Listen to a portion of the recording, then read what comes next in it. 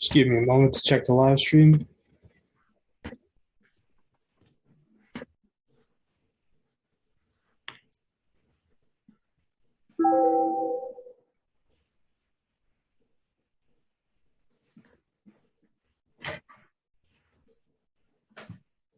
I think we're in gallery view on the live stream.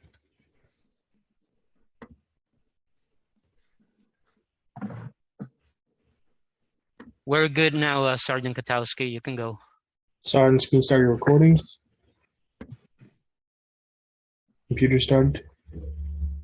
Recording to the cloud all set. Sergeant Bly, if you can take away the opening. Thank you. Good morning and welcome to the remote hearing on the subcommittee on zoning and franchises. Will council members and staff please turn on their video at this time? Thank you. To minimize disruptions, please place your cell phones and electronics to vibrate. Testimony can be submitted to landusetestimony@council.nyc.gov. Once again, that's landusetestimony@council.nyc.gov. Chair, we are ready to begin. Good morning and welcome to a meeting of the Subcommittee of Zoning and Franchises. I am Councilmember Kevin Riley, Chair of the Subcommittee. This morning, I'm joined remotely by Councilmember Botcher, Lewis, Hanks, Moya, Abreu, Showman, Carr, Wrestler, Dinowitz, and Majority Whip Brooks Powers. Today, we will vote on rezoning proposals for 840 Lorimore Street in Brooklyn and 930 80 Avenue in the Bronx that were heard by the subcommittee on April 26th and May 10th. We will also hold public hearings on rezoning proposals for 98 3rd Avenue in Brooklyn and 4541 Furman Avenue in the Bronx. I will also like to note that the Weatherall Street and the 67th Avenue rezoning proposal, originally planned for a public hearing for today, will be heard at a future date. Before we begin, I recognize the subcommittee counsel to review the hearing procedures. Thank you, Chair Riley, and good morning, council members. I am Angelina Martinez, review counsel to the subcommittee. Members of the public wishing to testify were asked to register for today's hearing. If you wish to testify and have not already registered, please do so now by visiting the New York City Council website at www.council.nyc.gov/land-use to sign up. Members of the public may also view a live stream broadcast of this meeting at the council's website. If you need an accessible version of any of the presentations shown today, please send an email request to landusetestimony@council.nyc.gov. When called to testify, individuals appearing before the subcommittee will remain muted until recognized by the chair to speak. Applicant teams will be recognized as a group and called first, followed by members of the public. When the chair recognizes you, your microphone will be unmuted. Please take a moment to check your device and confirm that your mic is on before you begin speaking. Public testimony will be limited to 2 minutes per witness. If you have additional testimony you would like the subcommittee to consider, or if you have written testimony you would like to submit instead of appearing here before the subcommittee, you may email it to landusetestimony@council.nyc.gov. Please indicate the LU number and/or project name in the subject line of your email. During the hearing, council members with questions should use the Zoom raise hand function, which appears at the bottom of either your participant panel or the primary viewing window. Council members with questions will be announced in order as they raise their hands, and Chair Riley will then recognize members to speak. Witnesses are requested to remain in the meeting until excused by the chair, as council members may have questions. Finally, there will be pauses over the course of this meeting for various technical reasons, and we ask that you please be patient as we work through any issues. Chair Riley will now continue with today's agenda items. Thank you, Council. Today, we will vote to approve LUs 58 and 59 relating to the 1930 80 Avenue rezoning proposal in my district in the Bronx. The proposal includes a zoning map amendment to rezone an existing R4 district to an R6B district, and the related zoning text amendment to establish an MIH program area, utilize option 1 and 2, and I am in support of this proposal. We will also vote to approve Pre-considered LUs 50 and 51 for the 840 Lorimer Street rezoning in Councilmember Ressler's district in Brooklyn.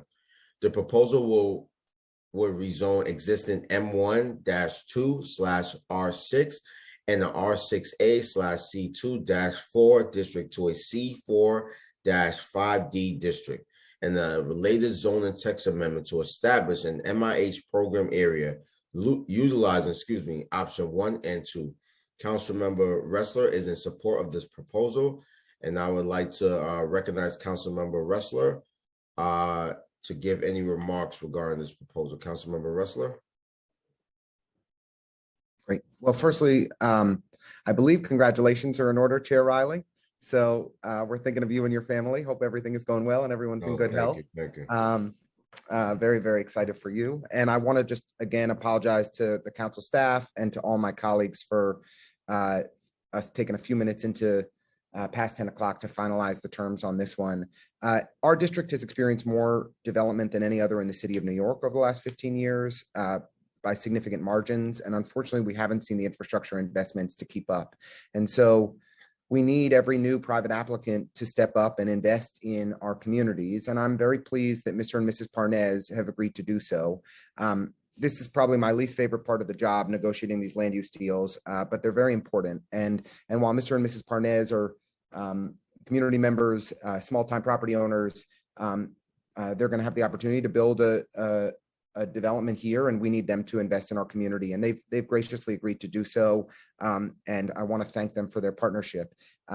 In this development, 74 units, we have secured 35% of the housing as affordable housing at 80% AMI, and we've also secured a commitment to invest up to $1 million in McCarran Park to create a new dog run for our community. So we're going to, and they've agreed to an expeditious timeline to make that happen, which we are appreciative of. They're also, this building snakes around an existing building, so they've offered and agreed to cover the expenses, including legal fees for the adjacent property owner where one of our beloved neighborhood restaurants, Bernie's, is located. And so I'm appreciative of their work on each of those fronts. We have memorialized this agreement in a community benefits agreement with St. Nick's Alliance and North Brooklyn Parks Alliance, two of our beloved community-based organizations, as well as the adjacent property owner, so that we can ensure that the Parnezes are held to account to follow through on these commitments. Lastly, the developer, the applicant, is going to make best efforts to hire graduates from St. Nick's Alliance and their workforce development training program for construction and other jobs. So we see this development in total as a critical investment in our parks, above and beyond the requirements on affordable housing, assurances that they will be a good neighbor, and a commitment on best efforts on local hiring. Those are the different components that we should want to see in every new development project. And I'm pleased that we were able to come to a positive outcome here. And I know I can be a difficult negotiating partner, so I do especially want to thank Mr. and Mrs. Parnez and each of their representatives for bearing with me and getting to an agreement in the end. And I want to thank my team, especially my Chief of Staff, Mariana, and our tremendous Land Use Director, Arvin Sinwani, who did a terrific job, and the Council Land Use staff as well for helping us navigate all this. So thank you all, and thank you again to my colleagues, and apologies for the delay. Thank you, Councilmember Ressler. Finally, regarding the 145 Museum of Civil Rights, the redevelopment proposal on today's agenda, I note that the council is in receipt of a written statement from the applicant that the application has been withdrawn. Therefore, pursuant to Council Rule 11.60B, pre-considered LUs 53 through 57 relating to the 145/Museum of Civil Rights redevelopment proposal are void, and I make a motion to file the items to remove them from the council's calendar. Members of the subcommittee who have questions or remarks about today's items should use the raise hand button now. Council will announce members in the order that hands are raised. Council, are there any council member with questions or remarks at this time? Chair Riley, I see that Councilmember Lewis has her hand up. Councilmember Lewis?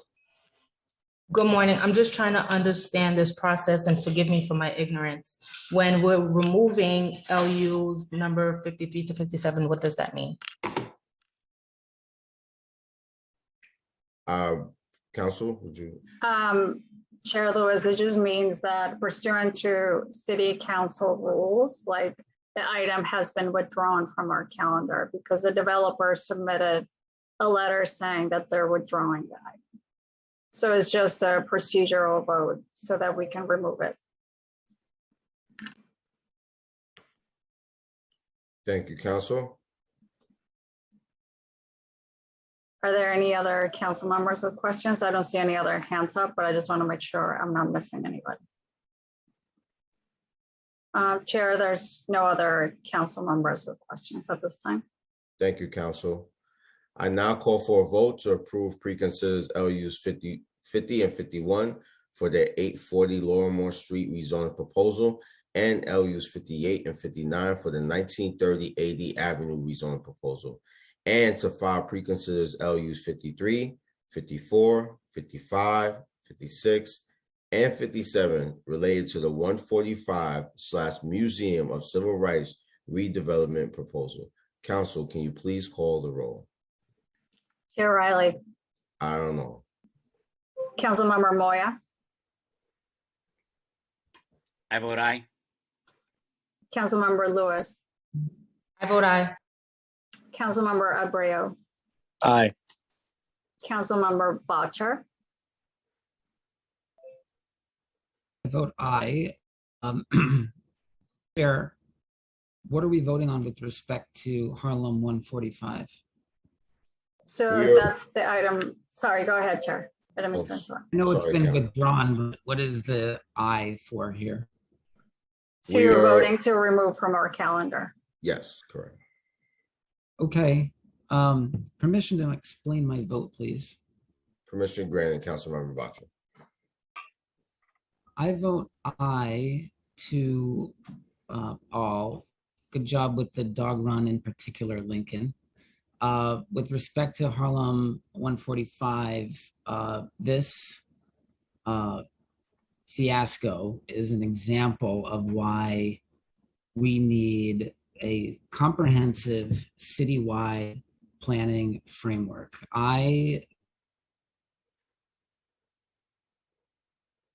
On the council, lurching from project while only producing a fraction of the fraction of housing that we need. So we need to get together as a body and have a conversation about how we're going to approach land use. Because if we keep going on this path, we're going to be in a lot of trouble. And I'm hoping that we can use this as a conversation starter as a body so we can sit down together and move forward. Because we can look at San Francisco and Los Angeles, and that's a window into our future. If we don't start planning for the future of housing in New York City. Thank you, Councilmember Boucher. Chair, I would just add, just to clarify, again, we're just removing it from our calendar, but essentially a withdrawal letter means that the application no longer exists, right? This was introduced and we know it was heard, but the procedural part is that it no longer exists in our calendar. This is what we need to do to remove it from our pipeline. So next, Councilmember Hanks. I vote aye. Councilmember Schulman I vote aye. and Councilmember Carr. Aye on all. The land use items are approved and referred to the Land Use Committee by a vote of 8 in the affirmative, no negatives, no abstention. Thank you, Council. To continue with today's meeting, I will now open the public hearing on LU 65 and 66 relating to the 98 3rd Avenue rezoning proposal in Councilmember Ressler's district in Brooklyn. This application seeks a zoning map amendment to rezone an existing, M1-2 district to an R7D/C2-4 and R6B districts, and a related zoning text amendment to establish an MIH program area. For anyone wishing to testify on this item, if you have not already done so, you must register online, and you may do that now by visiting the council's website at council.nyc.gov/land use. Once again, that's council.nyc.gov/land use. And I would now like to allow Councilmember Ressler to give any remarks regarding this project. Councilmember Ressler.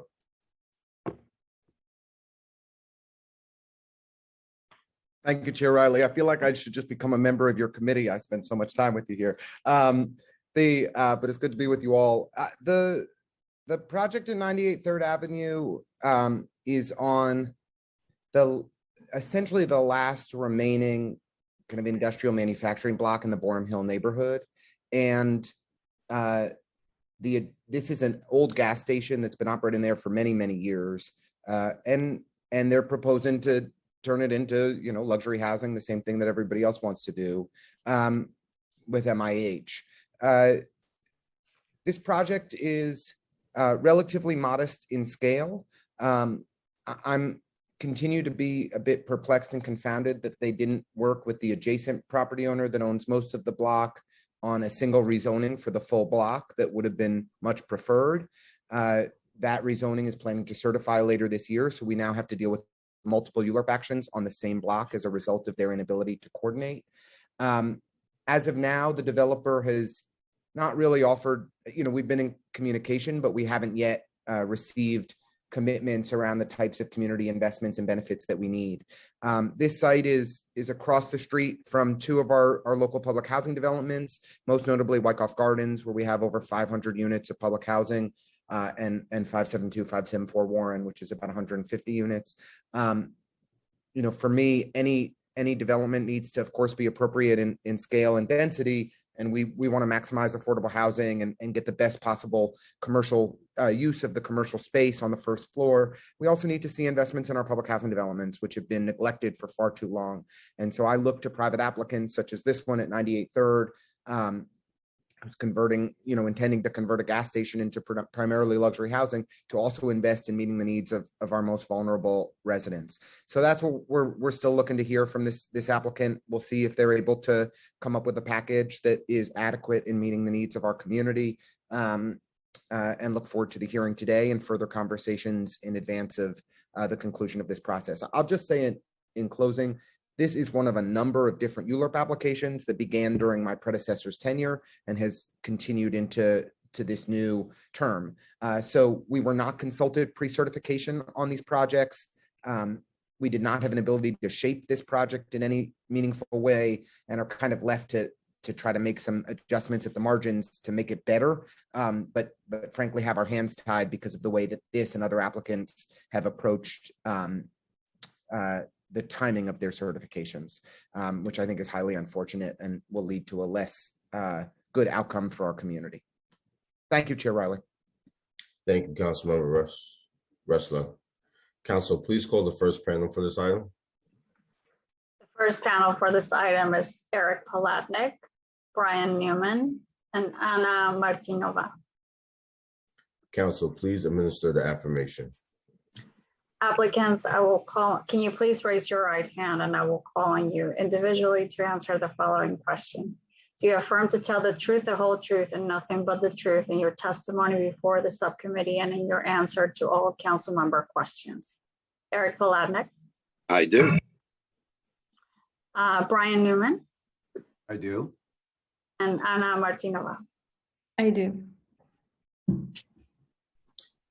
Thank you. For the viewing public, if you need an accessible version of this presentation, please send an email request to landusetestimony@council.nyc.gov. And now the applicant team may begin. Panelists, as you begin, I'll just ask that you please reinstate your name and organization for the record. You may begin. Hello, good morning. My name is Eric Palatnik. I am an attorney representing Bill Wolf.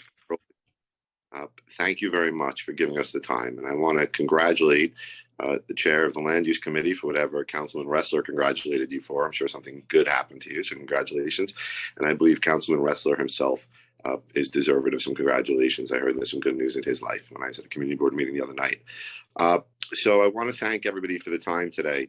I recognize we're the last one on your agenda today, and I know the council member had some questions and some issues that he raised that I'd very much like the chance to answer and give hopefully adequate responses for the councilman and for the remainder of the committee. And then maybe us and the council member can spend some time talking after this to try to find a common goal, because a common solution, because I think we share the same exact goals. This is the building that we're asking you to build. It's a relatively small building. It's only 29 units. It's about 28,000 square feet of floor area. And it's 29 units. I say that those are actually mostly studios and one bedrooms. They're kind of squeezed in there. Of the 28,000 square feet of floor area, includes about 3,500 square feet of ground floor commercial, which we are keenly desirable of meeting the council member's desire. He would like to see express the desire for some kind of food store or a similar type of establishment on the ground floor, a small grocery. Of course, it's only 3,500 square feet, but we'd like to meet that. Really, what's more telling than this picture, though, because this is just a picture of another new building in New York City, and it's as good as Brian Newman, our architect, is. It's not much different than any of them that we've seen around the city. Really, what's telling is if you go to the next slide, which is what the council member mentioned, which is the last remaining manufacturing block, and if you can just go to the next slide, please. And this gives you a good picture for what we're talking about here. This is the last remaining manufacturing block. The site we're asking you to rezone and act upon today. We're asking you to go from an M1-2 district to an R7D with a C24 commercial overlay on this 5,000 square foot lot. Now, the council member pointed out that there's a series of rezonings around us, and he is 1,000% right. 1,000% right. There's a called Ulano Corporation, which is a large not credit card, but a filmmaking company that, like the film that goes over your credit card, that they wrap around stuff. That's produced or was produced in the building to the right there, that brick building you see, which is a whole complex. The remainder of 3rd Avenue, which I'll show you in a second, which is the block front, is owned by DCAS. The reason we're here ahead of them and in a different schedule, unfortunately, it predates probably even the council member, even the previous council member. We started this request to build a residential building here in New York City, if you could believe this, 12 years ago under Meenakshi Srinivasan at the Board of Standard Appeals, where it was warmly received. And then there was an administration change, just like now. It ended up in the de Blasio administration at the Board of Standards and Appeals under the new regime that operated there, and they were not so pleased with it. The entire time we've been meeting with the council member Levin, Stephen Levin. We had been meeting with the community board on multiple occasions. We had full support of everybody. This is over the past decade, a decade of support. We've met with the community board 3, 4, 5, 6, 7 different times. The Board of Standards and Appeals did not like it. They rejected it. We explained to them it's all residential around it. They rejected it. So then we ended up at city planning, where we pursued the rezoning application you're acting upon right now. This rezoning application wound its way through, unfortunately, again, before Councilman Ressler was elected or was even involved at that point. And admittedly, we could have come to him before he took office, but we came to him right after he took office. And at that point, we had the almost unanimous community board support. We only had one, never in my career, only one other time. The last application I had before you was a unanimous support. This is only one person objected. 30 people, 35 people out of 37 supported it. And then we met with Howard Cockton, who runs the Block Association next door. We spent 2 or 3 meetings with Howard. He runs the Block Association one. He supported it. We met with the borough president's office and they supported it.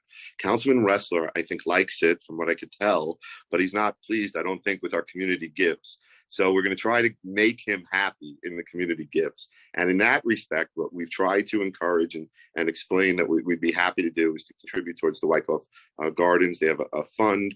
We've also tried to work and will continue to work on the affordability. I was just very pleased to hear the previous application that he made some comments on, which I was unaware of.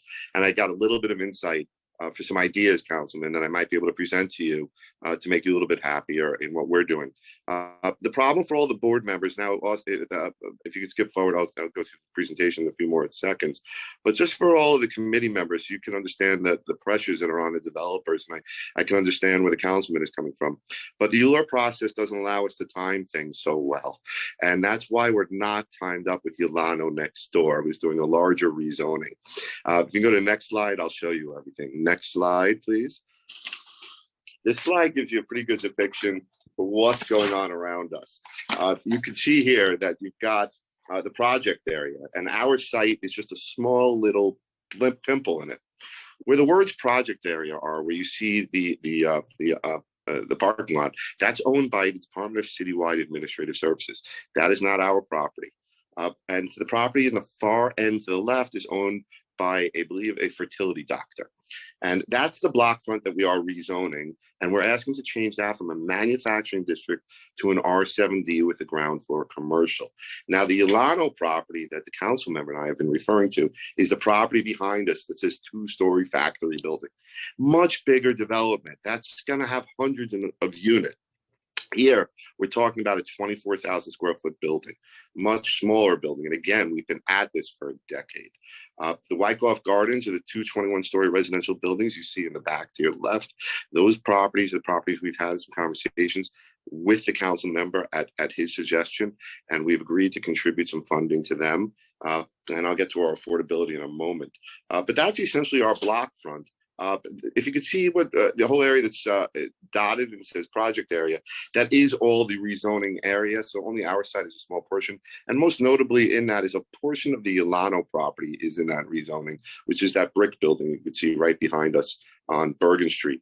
Also notable on this map, if you look across the street, the bottom of the map, that's all zoned residential. So our block is literally, and I'll show you that in a second. Next slide, please.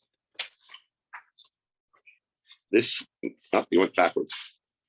The other next slide. There you go. Perfect. Bingo. I like to see somebody else makes mistakes other than me. So I'm sorry if I'm taking too long, but there is a long history here. We've been at this for a decade. So I appreciate you taking the time to listen to this. And it's a little bit complicated on this map. The rezoning that we are undertaking here is doing a couple of different things. It's shown right here on the tax map. If you look on the right side of the tax map, you can see in red, our property. That's all that's being rezoned under our action. But we are also doing the block front, as I mentioned a moment ago, and that's all going to become R7D. You'll also notice in the lower left, in the bottom right of that yellow map, you'll see R6B with an asterisk next to it.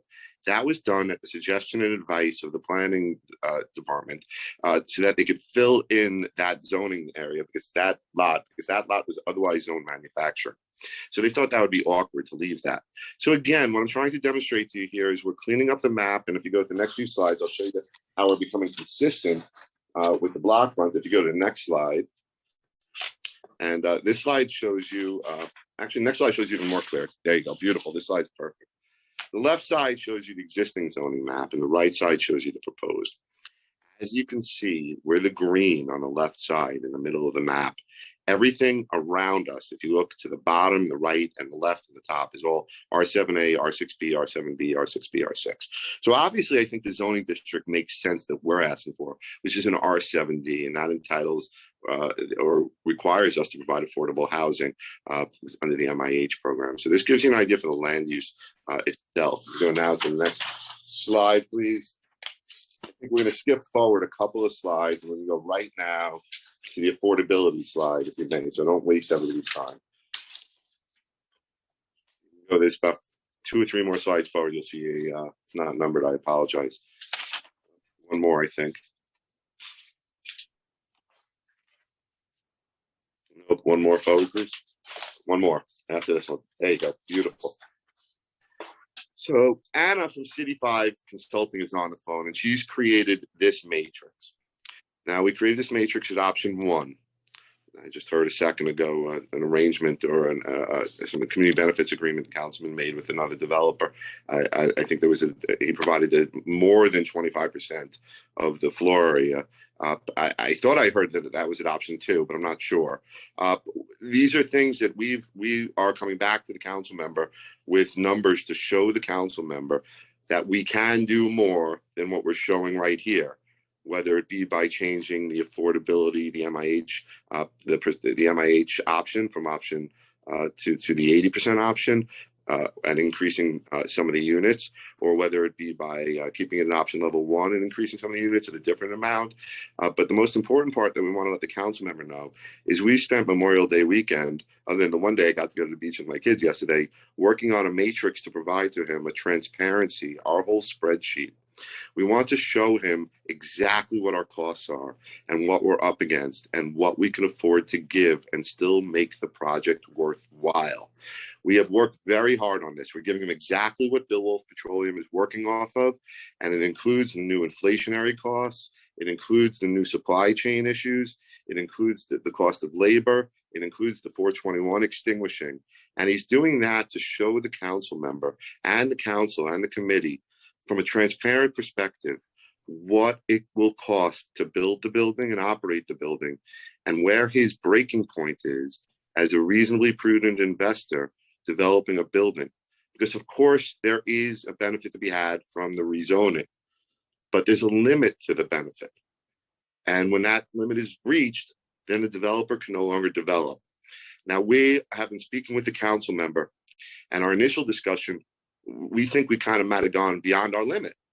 So we wanted to come back to the council member and to the committee and to provide you with real numbers. Maybe you could use it in future applications, and you could see exactly what things are costing us, exactly what we're estimating, exactly what the affordability component is going to cost us, exactly what the developer is being forced to bear the burden of in exchange for the rezoning.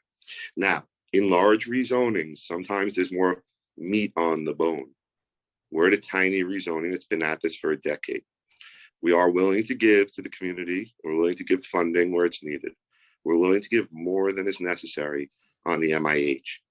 What we are asking is exchange, and I think we have it here because I know most of the committee members, and I've read about the rest of them. I think we have a reasonable bunch of people here, including the council member, most importantly the council member, who could take a look at the numbers that we are going to provide and say to themselves, these people are not full of it.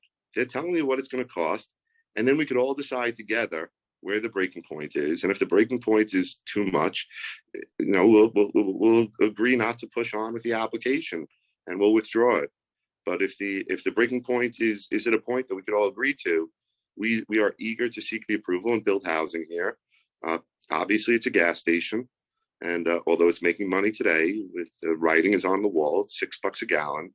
And electric cars on the way. Gas is not the future of New York City. So we thank you very much for your time. I'd like to pause here. I think you don't need to see too much more unless you want to. We have our full team here to answer any questions. We have Anna from City 5 Consulting. We have Brian Newman, who's our project architect. And you can take down the screen now, and we can show you any more slides you want. I think you're all very well educated. You don't need to see much more about an 85-foot tall, 29-unit building, other than what the issues are with us and the council member and what we're trying to achieve. But I'd be happy to talk about anything you want. Thank you very much for giving me all the time you gave me. You've been more than generous. Thank you, Eric. I just have about 3 questions that I'm going to pass to Councilmember Ressler.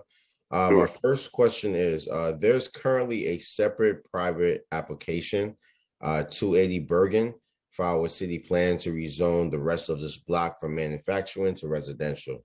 Did you consider coordinating with this application, and or why did you decide to advance your own separate application? Okay, so like everything in life, there's always a backstory on everything, right? Okay, so the first part of the story goes that they were at a much different timing situation at the time. We got to go back in time a little bit. At the time, they came in behind us. We had been speaking with the council member. We had speaking with the community board. We were speaking with the Department of City Planning. Everybody knew about what was going on around, and nobody had a problem with us moving ahead at the pace we were moving. Also, as time went on, the development pressure got different on different parties in it. And suffice it to say that not all the roosters get along so well in the hen house. But even if the roosters did get along beautifully and they were able to, we were at a much different time and we checked it all off with everybody because we were trying very hard to make sure that we were okay. We recognized that this is a potential for an issue. So what we did when we rezoned, set forth the rezoning ideas here, is the ideas that were set forth were, as I said, include the Ilano property, which is one of the properties we're talking about, and included in the district that we were rezoning. And that was done in an effort to coordinate into what they were doing. And that's also with the R6B in the backdrop. So we did try very hard, the best we could, to make sure everybody was okay with everything.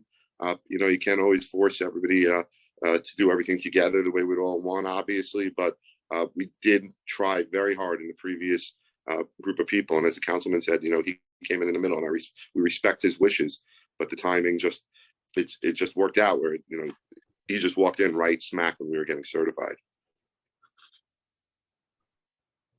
Thank you, Eric. What type of businesses do you envision occupying the ground floor retail space? We want to work very closely with the council member to try to find a food store of some sort. We're going to use our best efforts to try to find something that can come in there. It is only 3,500 square feet, so it's not that big. He has expressed the need that there's a shortage of fresh food around there. It's not going to be a supermarket of any sort. As if we can even find anybody. As you know, retail has taken a strange twist in New York City. So it's not as if it's a player's market for picking out users. But Howard, Kotkin, next name, who lives next door to us and is on the neighborhood block, is the head of the neighborhood block association, also sits on, I believe, a board of Atlantic Avenue where they attract commercial users. We'd like to work with the council member and Howard and the council member staff to try to find users in there. We cannot commit to a food store because, if somebody could force a food store to come into us, we'll commit. But absent somebody, saying to us, hey, we have a food store for you, and they'll take it, and they'll take it at a rent that you can afford to pay your bills on, that goes back to the spreadsheet we're going to send you. We'd be happy to. We're trying to accommodate everybody's desires and needs and create a feasible building at the same time. Thank you, Eric. And my last question is, do you have a plan in place to ensure local hiring and MWBE participation during construction? Yes, we do. The developer here is Bill Wolf Petroleum. Bill Wolf Petroleum is building up in quite a few different locations right now. They only hire MWBE contractors to work for them. They are not an MWBE organization because they are neither a minority or women. They will have minority women-owned business enterprises working for them. They're also going to try to be using locally sourced labor within the building. We did present the building to 32BJ for their, it's too small a building for their desires. And I didn't mention a moment ago, but the building's going to have all the latest green features as well as be up to code with the electrical requirements of the powering of the building. Thank you. I would like to pass it to Councilmember Ressler to ask any questions. Councilmember Ressler. Thank you, Chair Riley. And thank you, Eric, for the thoughtful presentation. Firstly, the gentleman you've referred to, Howard Collins. Howard is the longtime president of the Borum Hill Association, also serves as the acting executive director of the Atlantic Avenue Local Development Corporation, and is a really committed and impressive community leader, and appreciate your engagement with him. But just wanted to get his name right for the record. I apologize for speaking about a childhood friend named Howard Kotkin. I'm sure he's a good guy too. So firstly, I'm not sure that this is the prerogative or the concern of Mr. Wolf. And it's, as somebody who's invested in reducing personal car ownership, it's not my singular top priority, but I represent a sizable swath of Brownstone, Brooklyn, Dumbo and Brooklyn Heights, downtown Brooklyn, Borum Hill, into Gowanus. With the conversion of this gas station into yet more luxury housing, do you know how many gas stations will remain in my district?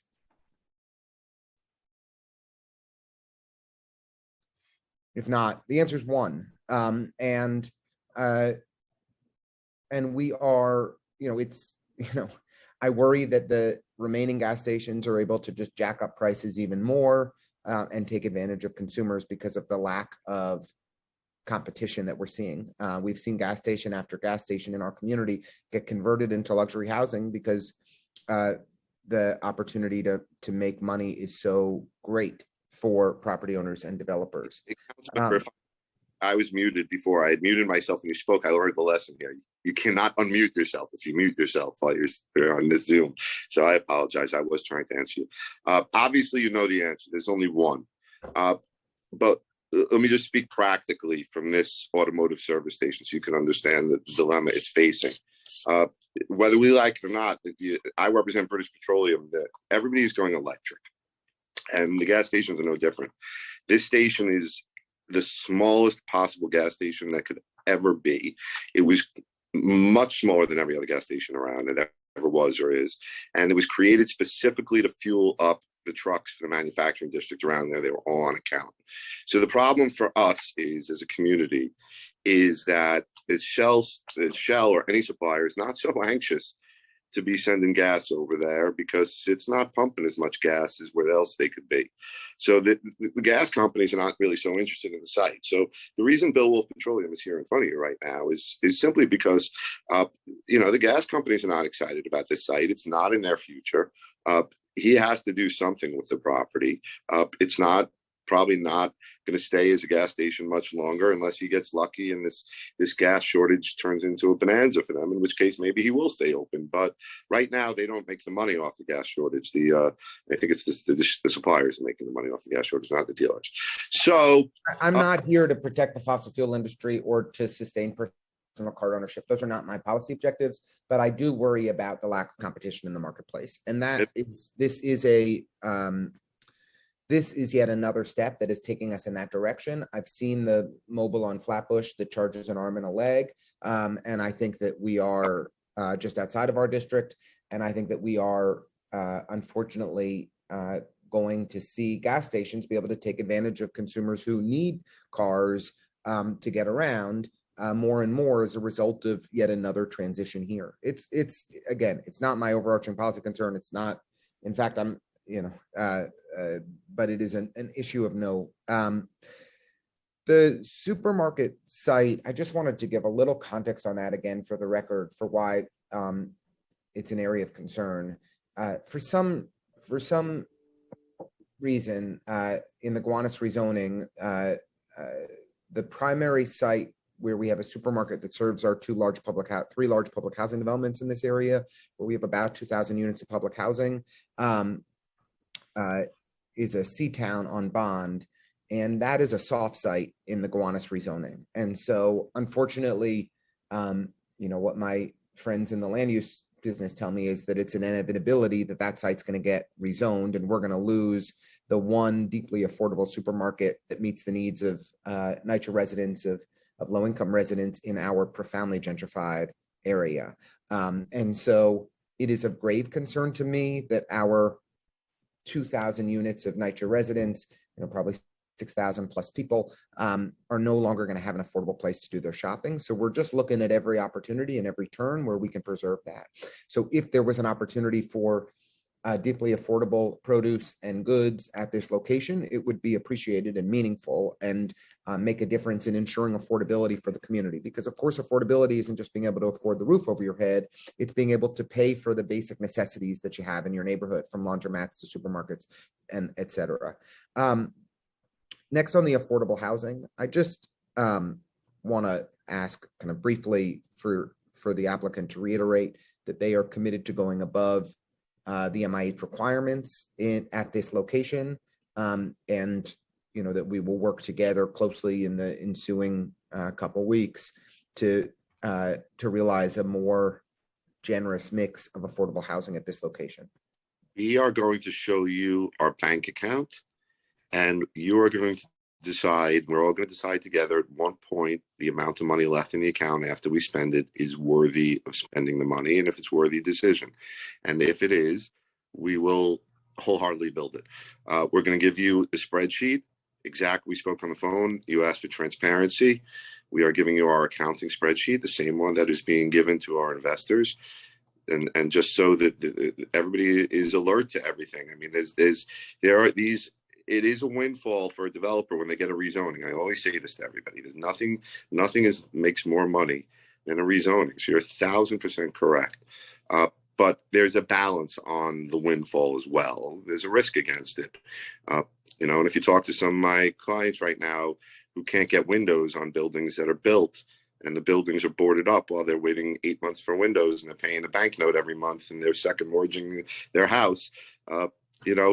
It's all this stuff is, you're the zoning committee, you're building housing, you should be alert. It is an issue. So we are keenly trying to address your concern and show you our numbers inside out. And we want to come to an agreement with you, and we want to provide, yes, more than the base, than the bare minimum.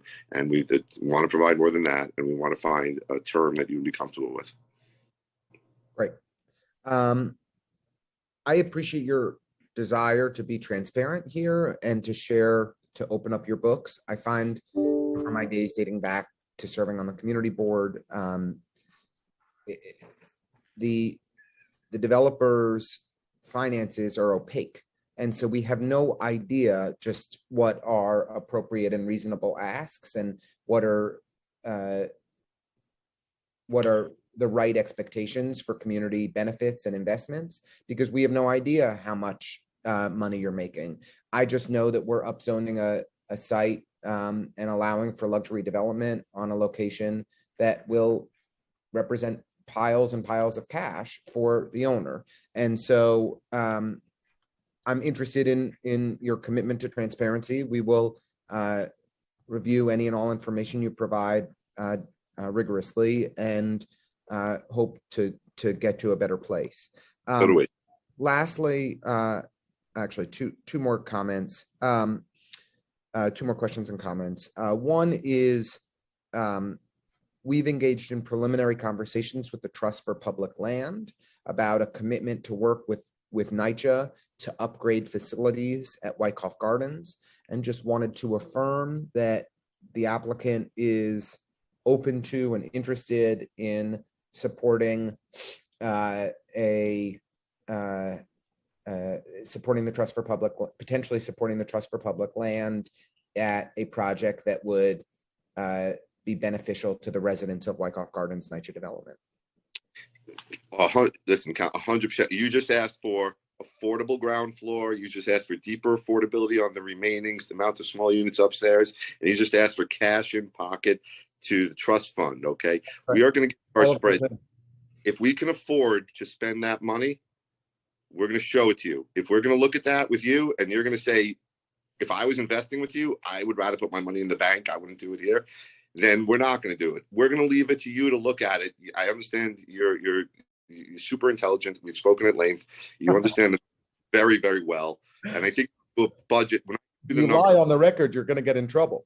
Melinda Katz, no, you're smart. Melinda Katz told me something once when she was borough president, and you just said it the same way. She said, tell me, I don't care what game we're playing, just tell me the rules. And I think that's what you just said to me.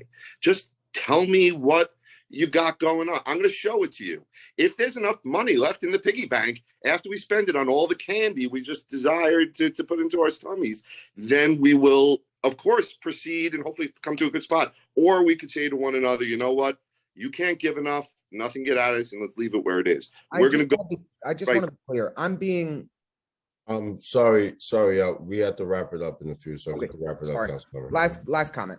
I'm being lighthearted and jovial in my approach, but I just want to be very clear. We're 17 years after the downtown Brooklyn rezoning, and we have not seen 1 inch of park space or 1 inch of new schools open in our community, and we have tens of thousands, if not hundreds of tens of thousands of new residents in the area. So we need real community investments to address the needs of our growing community. That doesn't fall on, not any small developer is going to be able to solve for all of that, but our expectations are significantly higher than what our predecessors have been. And so I want to be very clear that we look forward to a transparent process, but we are dead serious about seeking out real investments that are going to meet the needs of our growing community and especially meet the needs of our most vulnerable residents in public housing. So I'll leave it at that. Chair Riley, thank you for the chance to ask so many questions, and thank you to the applicant team for your answers today. Thank you, Councilmember Ressler. Thank you, applicants. I'll now invite my colleagues to ask questions. If you have any questions for the applicant panel, please use the raise hand button on the participant panel. Council, are there any council member with questions? No council members with questions at this time, Chair. There being no further questions, the applicant panel is excused. Council, are there any members of the public who wish to testify on 98 3rd Avenue proposal? We have no members of the public who signed up to testify on this proposal, Chair, so we can go ahead and close the hearing. There being no other members of the public who wish to testify on LU 65 and 66 relating to the 98 3rd Avenue rezoning proposal, the public hearing is now closed and the items are laid over. I will now open the public hearing on LU 63 and 64 relating to the 4541 Furman Avenue rezoning proposal in Councilmember Dinowitz's district in the Bronx. This application seeks a zoning map amendment to rezone existing M1-1 district to an R7D/C2-4 district and a related zoning text amendment to establish an MIH program area.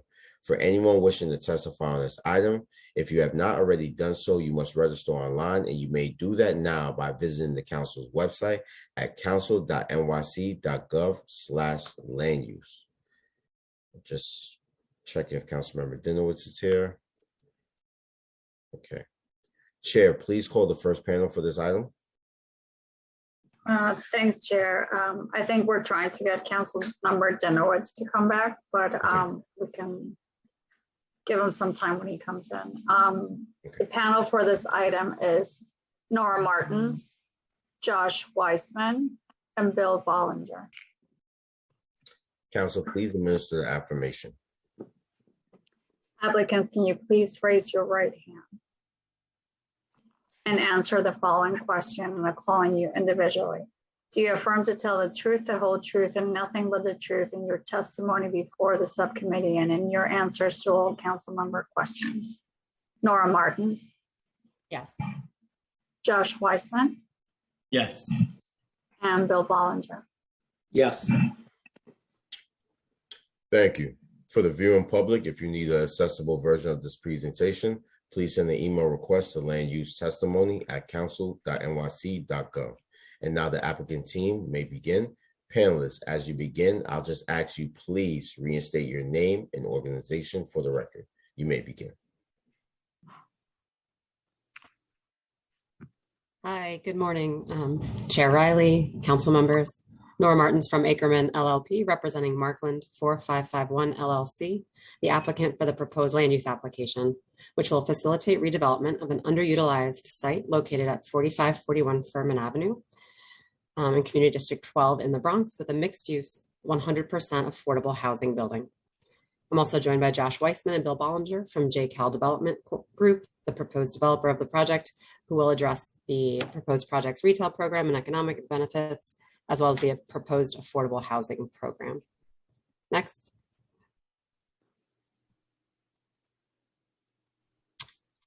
This land use application includes the following 3 land use actions.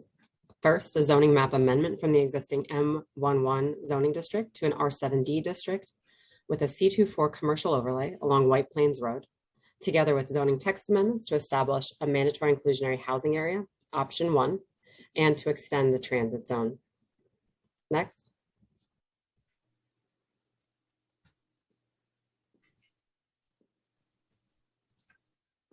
This slide shows the site location. This is the development site location. The rezoning area includes the development site as well as the remainder of the block to the north, but the red outline shows the development site, which has frontage on both White Plains Road, adjacent to the elevated train, and on Furman Avenue. Next. Here we have the area map showing the proposed excuse me, rezoning and surrounding context. You can see the proposed C24 overlay on White Plains Road, which is consistent with the existing commercial overlay that extends along both sides of White Plains Road to the north and south of the site. White Plains Road is the main, really the only commercial corridor in this community district. Next. These photos show existing conditions on the site from both the White Plains Road and Furman Avenue frontages. The top 2 photos are along Furman Avenue, which is the main building entrance. The existing building on the site is a 1-story warehouse building, which is temporarily occupied, but does not have really an operating business. And the bottom two photos are a view of the site from White Plains Road.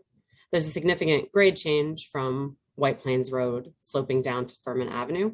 So the building looks very small from White Plains Road. The main entrance is on Furman Avenue. This grade change I'll talk about a little bit more, but is a unique site condition that makes providing a parking level in this project more feasible than typical in affordable housing developments, and allows us to provide a significant number of parking spaces in the development in response to feedback from the community, as well as the council member. Next. This map illustrates the zoning change. On the left, you have the existing map, which shows the entire block between Furman and White Plains Road, zoned M11, which is a manufacturing district. Including the development site, we're rezoning 17 properties on the block, more than half of which are occupied by non-conforming residential already. So the proposed rezoning would legalize those non-conforming residential uses, as well as facilitate redevelopment of the block in the future, consistent with surrounding land use. On the right, you can see the proposed zoning district, which is the R7D and the C24 commercial overlay along White Plains Road.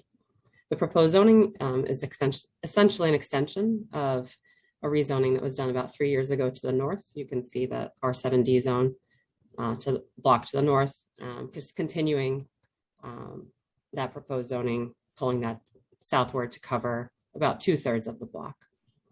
Next, please. This map shows the existing transit zone. Circled in red is our block, the subject block, which is currently excluded from the transit zone. The transit zone is shown shaded in gray. It was established in 2016 to help alleviate parking burden and facilitate the development of affordable housing near transit. It was extended to include the block to the north of us in 2019 as part of that rezoning.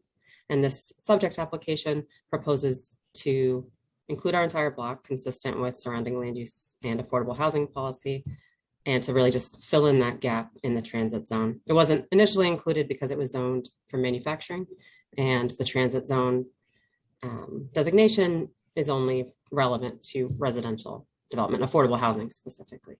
Next slide. Here you can just see what the proposed transit zone map would look like, filling in that gap in the map. Next slide, please.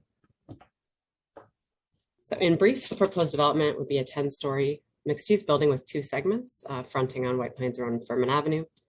Approximately 136,500 square feet of floor area, 5.5 FAR, 5.6 is the max in the proposed zoning district.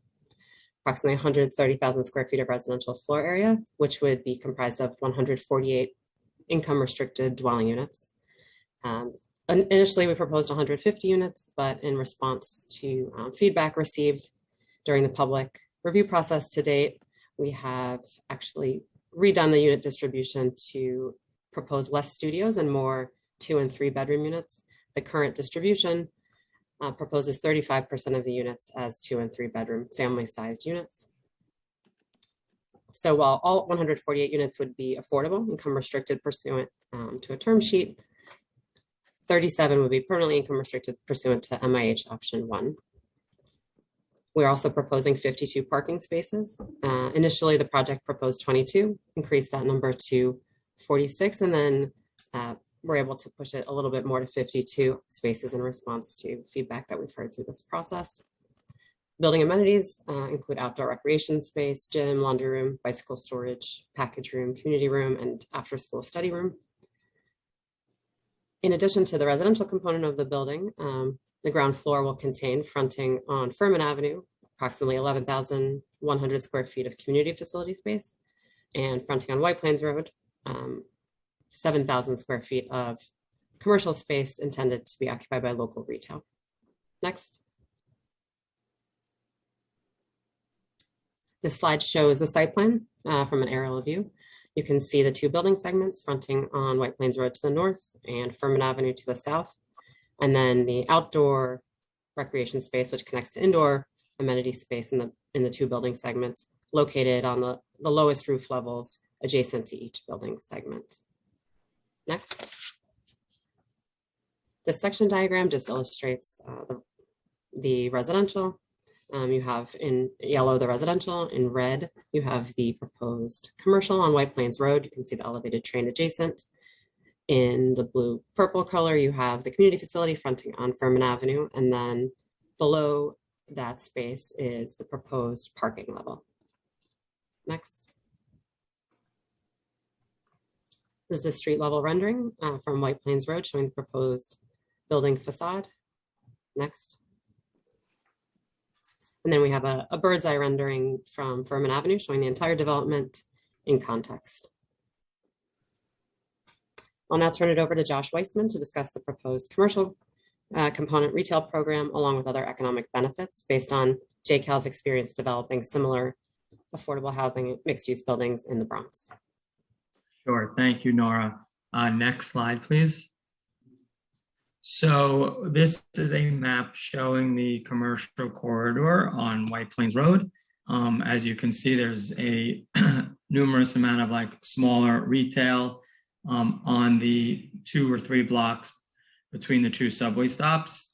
There are some other new buildings being built now that will also have some commercial areas, but we really think that we can upgrade the commercial use here because we are between 2 subway stops and we're going to have about 7,000 new square feet for our building. But you see a new hotel opened up. There's a few bars and grills, a barbershop, Metro PCS. There's a Dunkin' Donuts on the corner.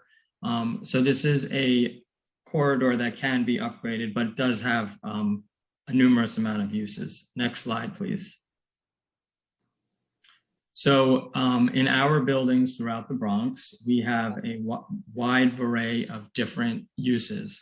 We do have big box stores in some of our larger spaces like daycares, Blink Fitness, Crunch Fitness, dialysis center, etc. But we also are able to get smaller mom and pop and local entrepreneurial retail like we did down in Mott Haven on Alexander Avenue. So down here in Mott Haven, where our office is and where we own a couple of walk-up buildings, we got tenants that really made the area vibrant and a destination area. We have the Lit Bar, which at the time she opened up, Noel Santos, who was born and raised in the Bronx, was the only bookstore in the Bronx. We have a bistro hip hop themed restaurant that's doing amazingly well. They have outdoor seating in that restaurant, and we close the streets for like salsa nights and open mic nights and stuff like that. We opened up a deli in this area because it was desperately needed for our neighborhood. And even though we had other more professional office space wanting that vacant spot, we said, no, we're going to wait and find something that's really beneficial to the neighborhood. And we also have a pizza place that was needed as well across the street. So we're able to really craft what's needed and what's the best use for the neighborhood that we build in. Next slide, please. So just to go over the economic development of a project like this that we hope to build. We anticipate to have 175 construction jobs throughout the process and 20 permanent jobs, which will be the building staff, the staff of the community facility, like a daycare or an urgent care or a not-for-profit office, as well as for the retail on White Plains Road, which we hope to be some sort of restaurant, bar, or gastropub kind of option. In all of our projects that we do, and ones that were financed by HPD, we have to meet a 25% MWBE requirement.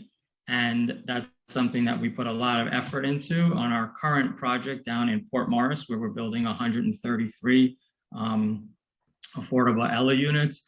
We had a $3 million 25% requirement, and the building is now 90% bought out, and we're at $15 million in MWBE subcontracts. We've been working in the Bronx for over 20 years. We have a very good Rolodex filled with not only local subs and suppliers, but MWBE subcontractors as well.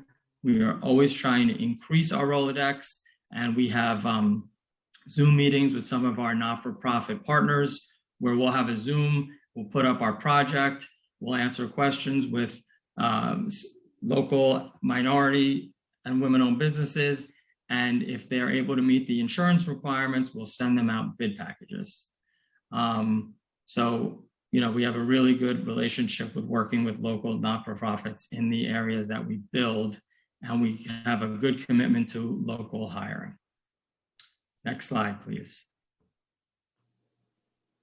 I'll turn it over to my business partner, Bill, who will go over the unit distribution and AMI levels. Hi, all. Thank you very much. Again, for the record, William Bollinger at JCal Development. This distribution comports with an HPD Ella project. I do want to make one note. Nora had mentioned that 25% of the units, of course, are permanently affordable through the MIH requirements. One of the things the HPD policy requires that is if you do take financing from them through an MIH site, an additional 15% of the units have to be set aside for permanently affordable. So in this case, we'll have 40% or roughly 60 units will be set aside for permanent affordable housing. Here you'll see a typical breakdown of the Ella units. Will have, of course, the homeless set aside, and then we have ones that range from 30% AMI all the way up to 80% AMI. So we have workforce housing that we blend with, deeper affordability levels. I'm not going to, the chart's right here. I'm not going to, read through everything, but we try to, push the limits that we have a good mix of both. Next slide, please. As far as housing, the marketing strategy, of course, because this is a HPD project, it goes through the Housing Connect process, through a lottery process. So that will require that 50% of the community or 50% of the units be given to people within Community Board 12.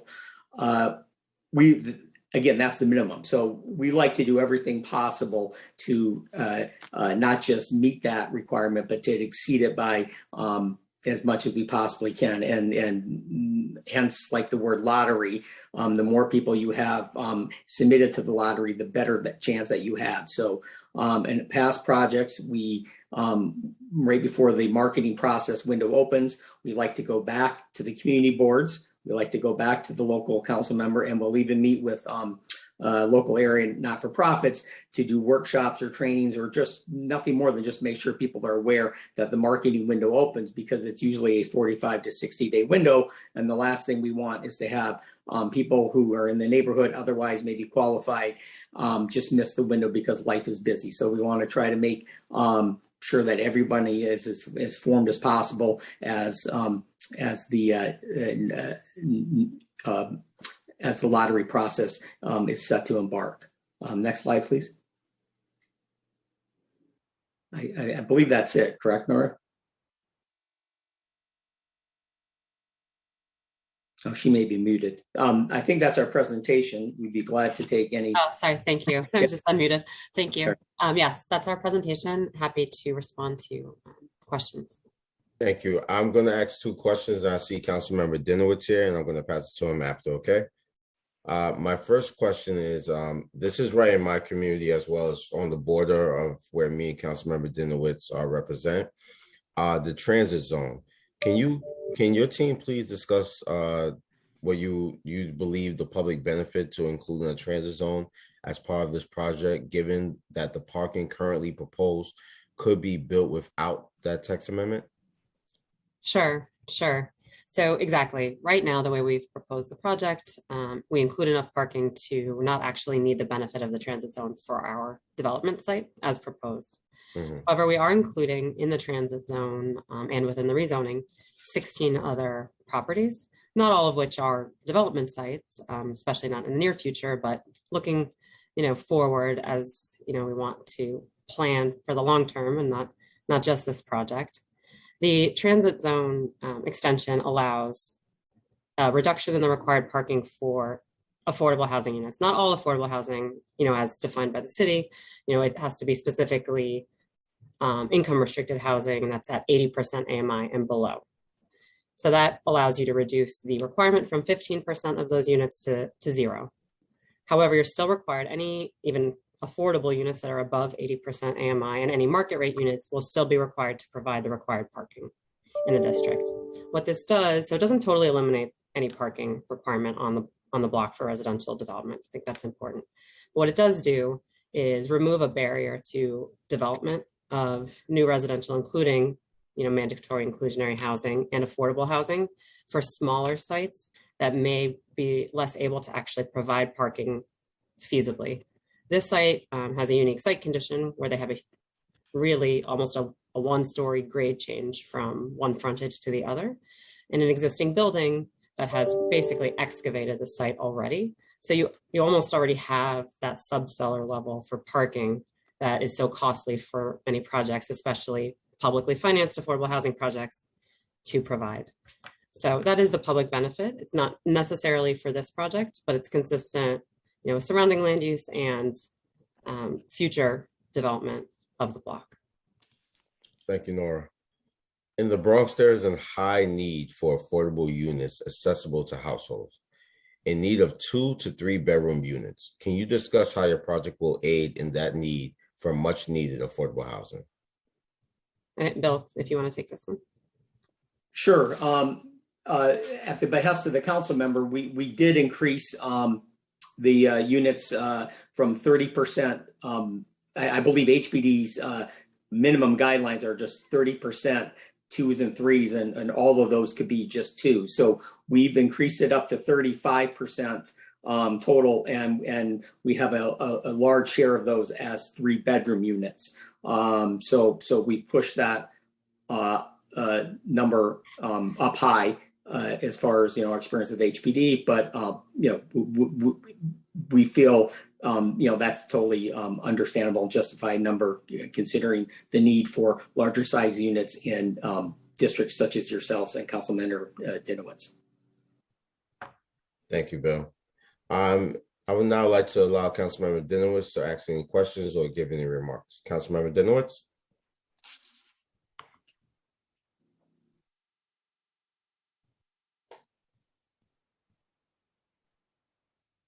Thank you. I've been unmuted.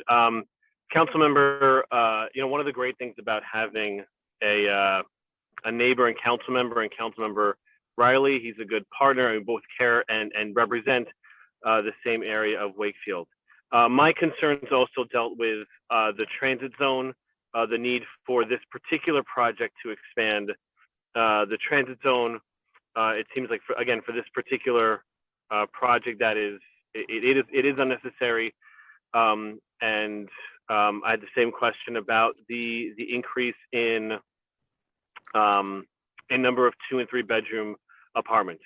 And I do want to state that it is noted and appreciated that the developer, that you have been responsive to many of the needs of the community. I do want to share publicly my appreciation for that. And also, again, appreciation for Councilmember Riley for asking the questions about the transit zone and the distribution of units.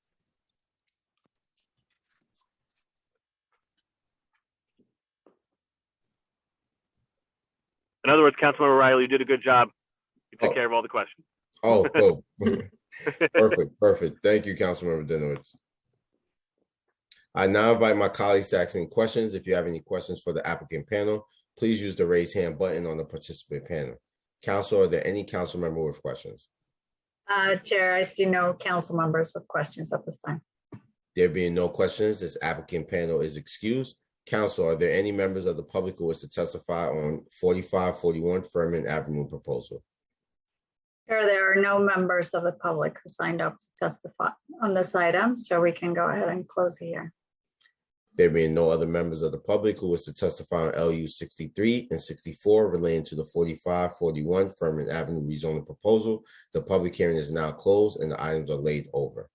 That concludes today's business. I would like to thank the members of the public, my colleagues, subcommittee council, land use and other council staff, and the Sergeant at Arms for participating in today's meeting. This meeting is hereby adjourned. Have a good day, everyone.